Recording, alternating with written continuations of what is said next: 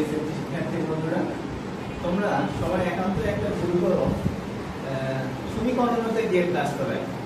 সমীকরণতে gate বাস্তবায়ন করতে হলে তোমাদের দুইটা জিনিস মনে রাখতে হবে। এক নাম্বার, কোন গেট থেকে কোন গেট বাস্তবায়ন করতে বলতেছে এবং সমীকরণটা কি অবস্থায় আছে। আমরা যদি এখানে দেখি সমীকরণটা আছে গুণ এবং যোগ অবস্থায়, কিন্তু আমাদের এখানে কি বলছে ন্যান্ড। আচ্ছা, আগে চিন্তা করো ন্যান্ড গেটের আউটপুটটা কি। ন্যান্ড গেটের আউটপুট কি? গুণ। গুণ করে তারপর কমপ্লিমেন্ট, কিন্তু এখানে তো আমাদের সমীকরণ আছে যোগ।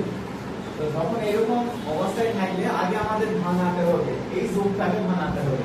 তাহলে আমরা যদি সমীকরণটাকে ভাঙাই, এবার b plus b bar c, যখন আমরা ভাঙাবো ভাঙানোর ক্ষেত্রে এখানে ন্যান্ড গেট, তাহলে অবশ্যই গুণে আনতে হবে।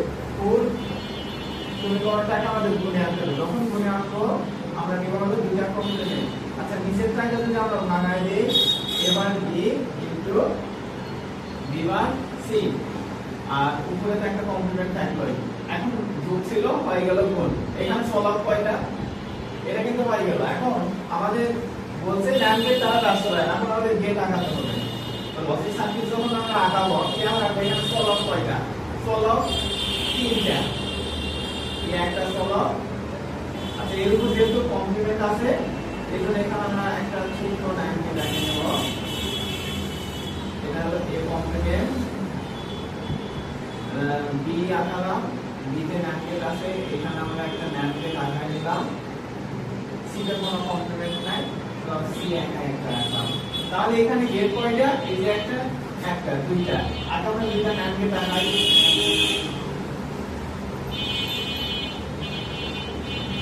তাহলে প্রথমটা যদি আমরা দেখি এ কমপ্লিমেন্ট বি, তাহলে এ কমপ্লিমেন্ট থেকে এবং বি থেকে।